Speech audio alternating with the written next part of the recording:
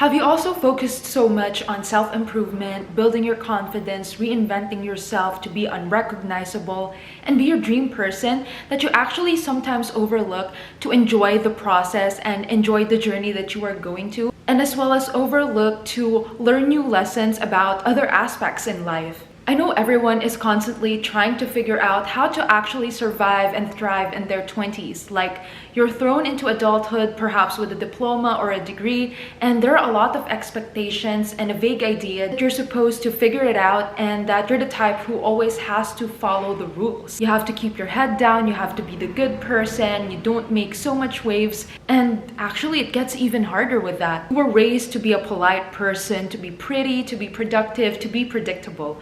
But no one warned you that being the good girl in your 20s can actually ruin your potential. And also, you are so focused on reinventing yourself while staying quiet and staying gentle that you become the people pleaser and you just do what everyone else expects of you. But while you are trying to do everything right, to follow and make everyone proud, to look perfect, suddenly the world isn't rewarding you for being the good person that you were expected to be. You are not being rewarded for being responsible and for being selfless. See, you've achieved a lot, a new look, a new mindset in life, the confidence to represent yourself, but you're still left wondering, why do I feel left behind? Why does my confidence actually feel fake? And why isn't anything changing no matter how hard I am trying to build this new life for myself? How do I actually enjoy my 20s? It's not your fault, but it is your responsibility to wake up and realize that you have to change something. So today, I am actually going to be sharing some of the unconscious mistakes that we make in our 20s and the habits that we think are helping us, but actually they are keeping us stuck and keeping us unable to progress. Hey, if you're new here, I am Angelica, and we are all about shifting our mindset in order to level up and become our best versions. So number one, you equate being high value with having loads of money. See, here's the problem.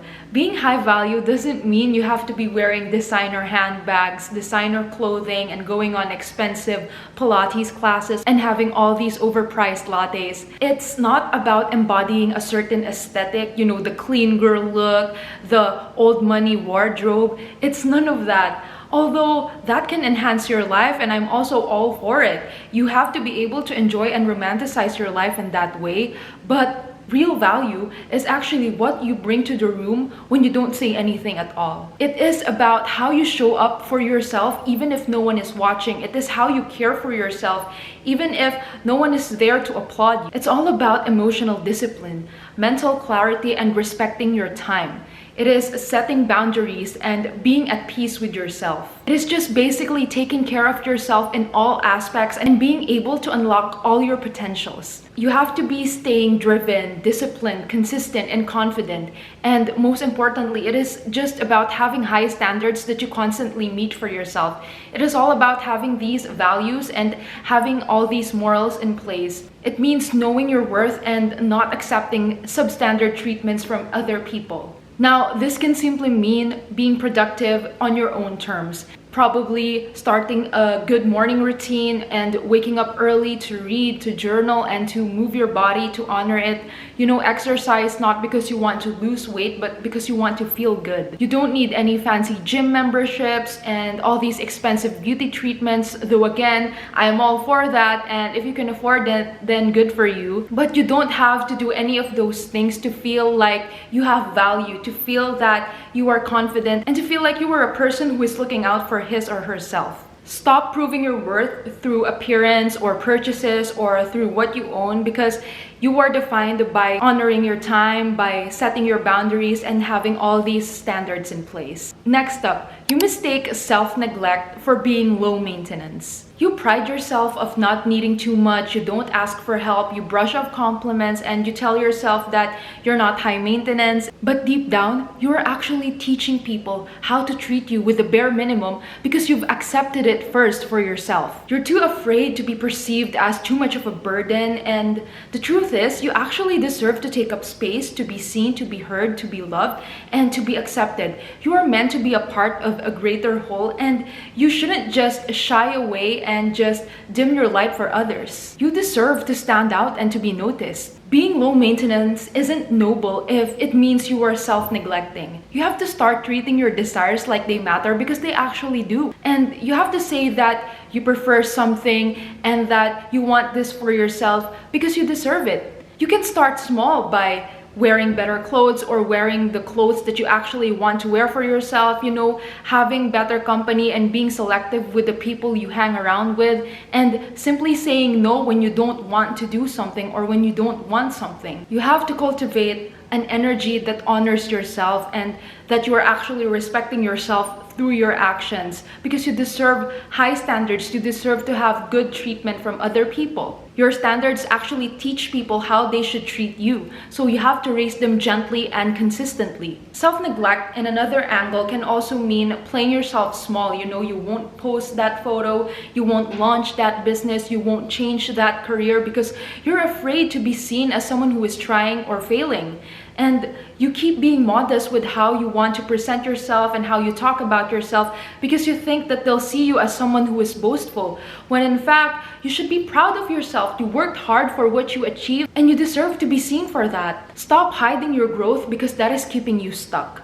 And you don't have to broadcast everything, and there's also nothing wrong with only sharing the good parts of your life online, but you don't have to be limited with the fear of being judged or being seen trying. You don't have to tone down your capabilities or your merits because you're afraid of being judged or being called boastful. Or maybe you don't want others to feel insecure of you. You don't have to dim your light for them. You live your life on your own terms, and you deserve to be celebrated, and you deserve to feel good about your achievements. You deserve to live a life where you are the main character, so you have to start acting like it. You learn and grow from your experiences, so you should be motivated by them. You should be inspired, and you should be able to share it if you want to. It is not your job to please people, so you don't have to depend your actions on their emotions all the time. Number 3, you keep rushing things. So whether it's a crash diet or rushing success, we're so addicted to speed, but we don't realize that rushing is actually a trauma response rooted in fear. The fear of not being good enough, the fear of not being fast enough, the fear of not being the first place.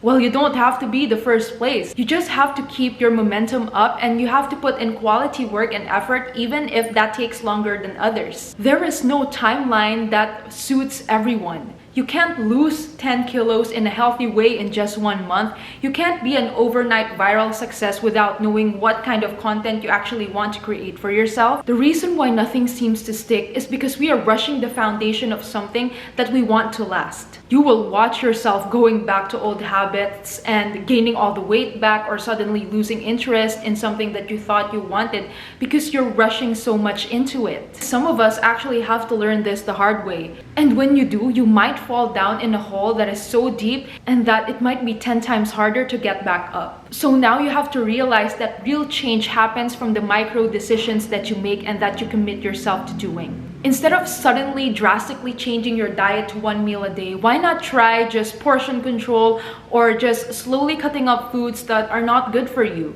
Why not just try at-home workouts first before applying to a fancy gym membership that you can barely afford? Instead of wanting to go viral overnight in TikTok, why not just experiment with the content that you love creating? Another angle to this mistake is that you keep rushing and planning for the next days that you actually forget to live in the moment.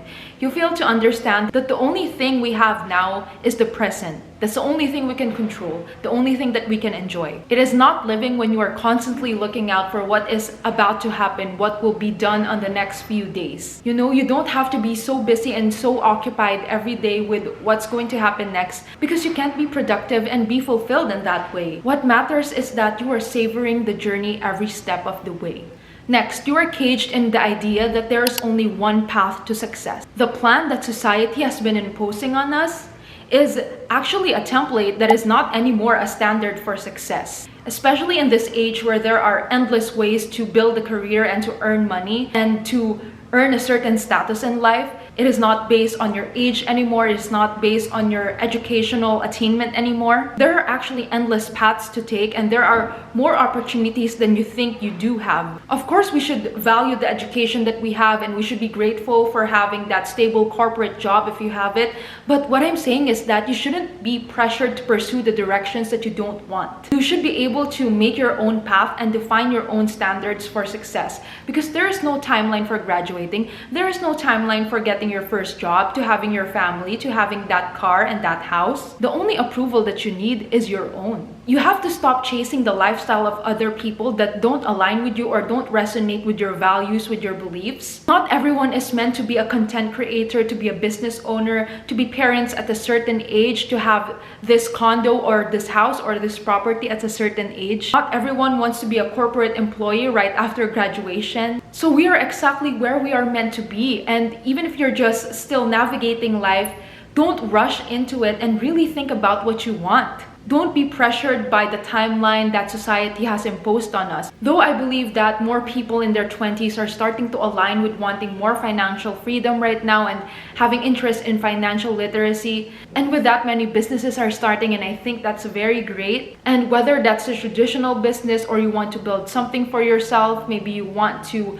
start your own brand, there are just many options. So the more risks that you take, the more rewards and the more learnings that you will actually get. So it is okay to invest in what you think feels right for you right now, as long as you know how to shift and how to pivot. So you just have to normalize to yourself that the traditional corporate job is not the only way to be financially stable, to build wealth. It is only then will you learn that you can succeed when you firmly believe that you can try out multiple ventures for yourself and that you can pursue something unconventional.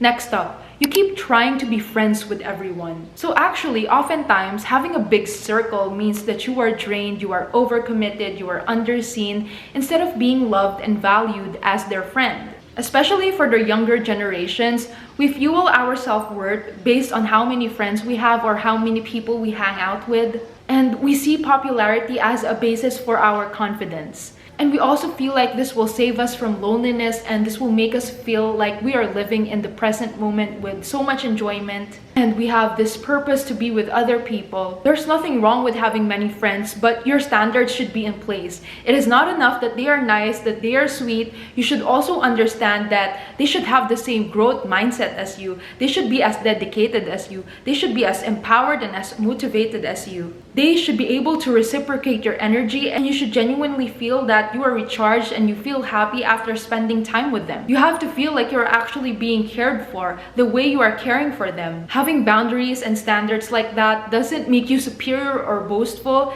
Having all these qualifications for a friend should be normalized right now, because energy is currency, so you should spend it wisely with other people. Friendships should be meaningful and mutually beneficial. You actually can't be friends with everyone, no matter how much you try to people please. The more you present yourself as someone who is accessible, someone who they always depend on, the more you might actually be taken advantage of. And you don't even realize that it is happening, because you see yourself as someone who is just kind, who is gentle, who is always reciprocating their energy, but you are taken advantage of. So who cares if you only hang out with 3 people instead of 30? You should move past being peer pressured by now and the fear of missing out, because not everyone deserves access to you. You are also allowed to outgrow friends from your childhood, your high school, or your college life, and you can always go in separate ways without having beef with anyone. You can still silently support each other, and that doesn't mean that you have to keep trying to forge connections just for the sake of old friendship, old memories. Not everyone is meant to be a part of your life forever, and you are not meant to be a part of their life forever as well. The thing that you should actually be invested on is building connections and being around like-minded individuals who have the same growth mindset as you. Your circle should inspire you to be better, and you should be motivated, and you shouldn't be in any unhealthy competition. Jealousy, backstabbing, that is so high school, that is so teenage life. And so it is okay if you only hang out with a few people and you have all these standards in place, because only then will you attract the right people for you, the right people for your season, the right people for the age that you are in right now. And you should actually enjoy your own company, because only then will you realize that you're okay regardless of who you are with, as long as your standards are set in place. Next up, you forgive but you never forget. Okay, remember that forgiveness is for yourself and it is not for other people. I mean, it is, but it is mostly about freeing yourself from that emotional baggage and the weight of what has transpired. It is about moving on with your life and leaving the mess behind. The goal of forgiveness is to level up and rise above. You should do this in order to become better and to be inspired of what has happened and to just overall learn from it. Don't hold on to the parts that hurt you. You should learn how to let that go, and you should do your best to take off the negative energy and to step out of that zone. You have to free yourself of that baggage and you move on, and you have to realize that you can do better. Healing can also mean forgiving and ending the relationships without any hard feelings. It is about restarting fresh and with stronger boundaries. If you are still keeping that person in your life, there should always be a line that should not be crossed. But again, you should be guided on what you have learned and not so much what you've felt.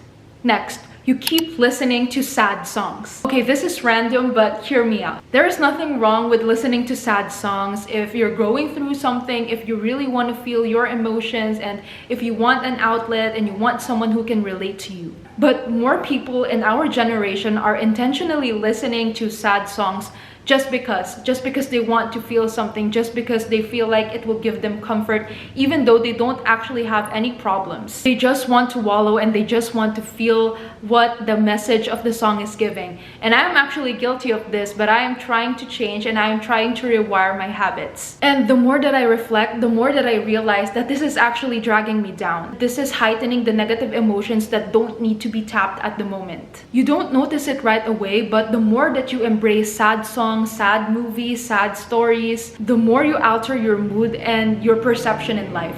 You might find it therapeutic at first, but you are slowly being taken over by negativity.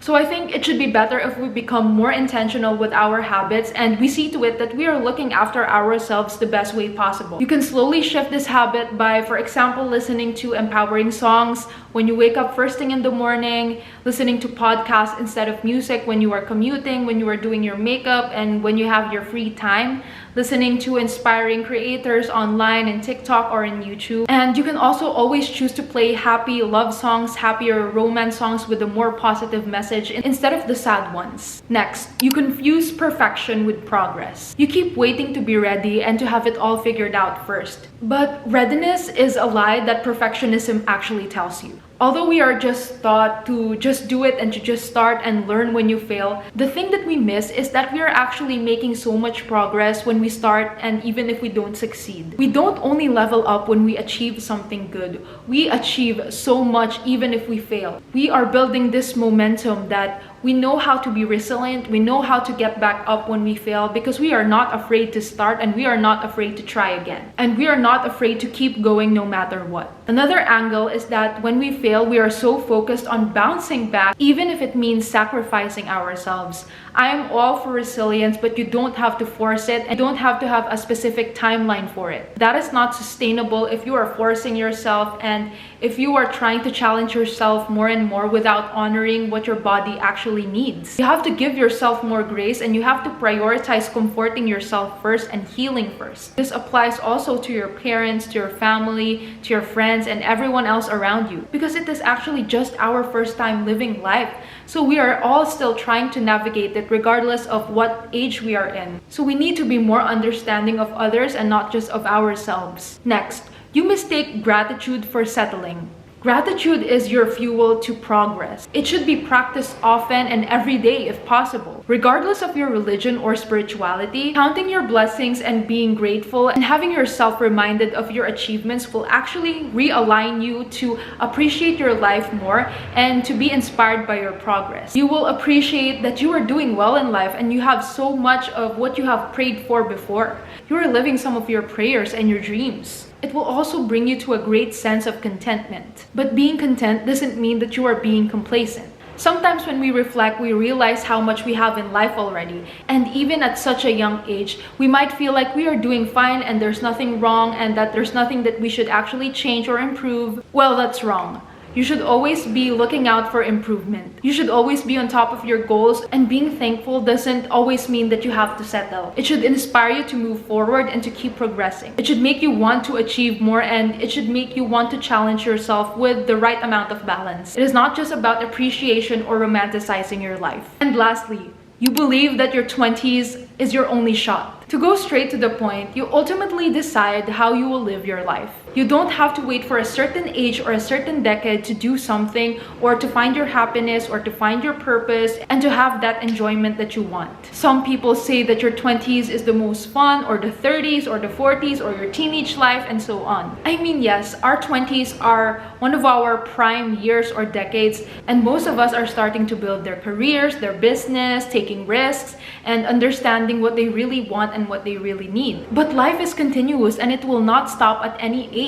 It will not stop improving or giving you challenges or any opportunities. Some will argue that this is the time that you should really hustle and build your wealth, experiment a lot, fail a lot, and learn from those mistakes. Some might argue that you should stick to the safe side and you should just deal with what works. You should endure that corporate career and just build up your momentum and just change your career once you're already older. Some will say that this is your time to move out and to live on your own, and some will say just save up and invest more when you are older and when you have more money. But the fact with that is that you always have a choice. You don't have to listen to all these opinions, because your actions should only be mostly dictated by what you think you should do. Granted, of course, that you will carefully consider every aspect in your life. And you should be on top of your finances and your options, and probably the opinion of your family or other people that are significant to you. But it is really up to you on how you will spend this decade of your life, and there is no right or wrong way as long as you are trying and you genuinely want the best for yourself. So this is not the only time to experiment, to build a career, or to start a family, and so on. As long as you are progressing in the direction that you want, and you are honoring yourself, and you are making sure that you are doing your present and your future self a favor through your actions and through your habits, then it means you are improving and you are growing. If you've made it this far, thank you so much, and I hope you've learned something new. But as we come to an end, I hope you realize these 3 things. Number 1, you should stop proving your worth through struggle. Being tired all the time, doing everything on your own, or constantly playing it chill isn't a personality trait. It is self-neglect in disguise. And you don't have to be overworked in order to be successful. You don't have to earn rest, appreciation, or care.